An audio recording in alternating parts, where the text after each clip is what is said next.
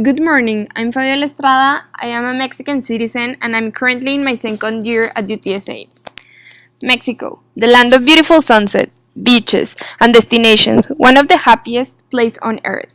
Home to the mariachi, tacos, and unique places in the whole world. Sadly, Mexico is also home to the worst crimes committed against humanity. Mexico can be divided into three parts: the north, center, and south. However, the south is characterized for beautiful places, but on the other hand, it is also the poorest part of Mexico. Imagine this scene. You live in Oaxaca, the poorest state of Mexico. 7 out of 10 people are in extreme starvation. There is no clean water, no health services, and dirty streets. All days, you wake up in the morning to work, trying to earn money to survive the day. The only way you can help your children to change their destiny is by sending them to school. A school with no electricity, no clean water, no school supplies, and a falling roof. With teachers that are not prepared to give classes. Teachers that do not care about their students and only want to pick up their checks at the end of the month. Teachers that are not qualified neither want to be prepared for it. Teachers that instead of being in the classrooms are in the streets, bombing public offices, fighting the authorities, harming the streets, and most important, killing and endangering civilians. The current Mexican president, Enrique Peña Nieto, created a reform to change the education system in the country. The education reform presented in 2012 and passed by legislature in 2013 aims for a change in the education of all children in the country. These reforms wants to create a new, effective, and more complete education system to prepare children to have a better life. However, the Mexican Teacher Association, called La CENTE, is against this reform since they do not want to be evaluated by the government.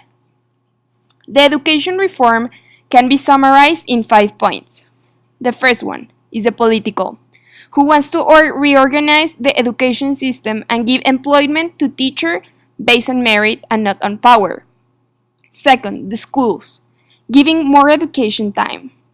Third, the evaluations, which means that teachers will be evaluated all years.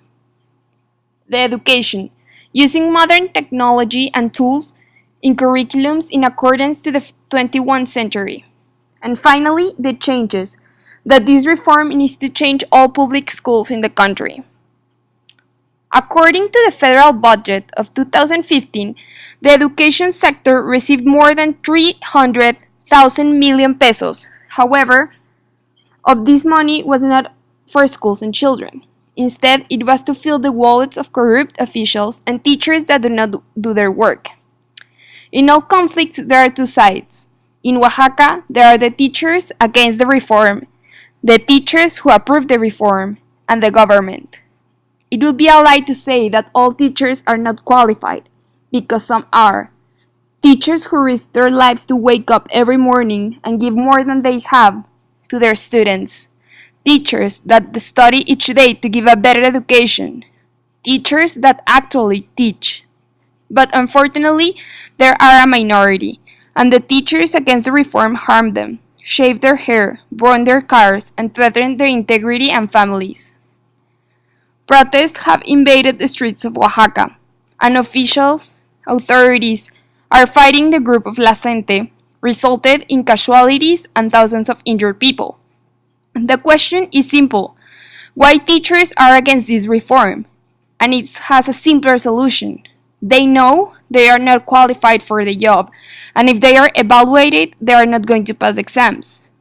Most teachers are not there for merit, are there because they bought their position or obtained it from a relative.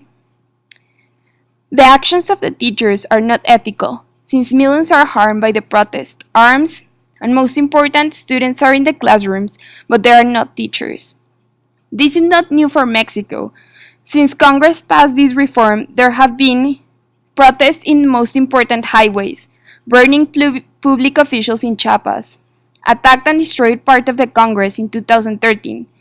In 2014, protest and closure of the International Mexico City Airport, bombing and destroying national monuments and parks.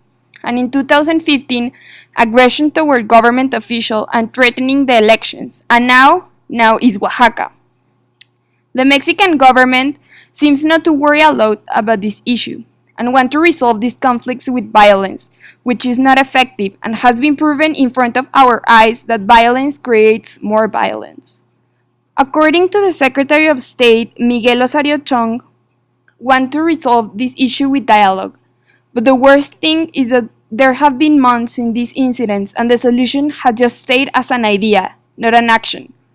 Mexico, open your eyes. What is happening is real. People are being killed to fight against oppression, to fight for our children. It is impossible to progress in these conditions. Education is like the basis of a building. Without a base, the building will fall. This will be the same. A country without education will not survive.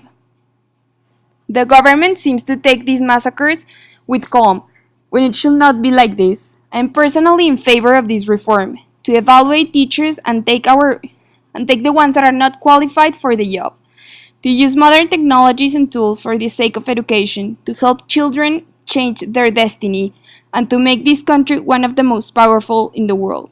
And as Kofi Annan said, knowledge is power, information is liberating, education is the premise of progress in every society and in every family.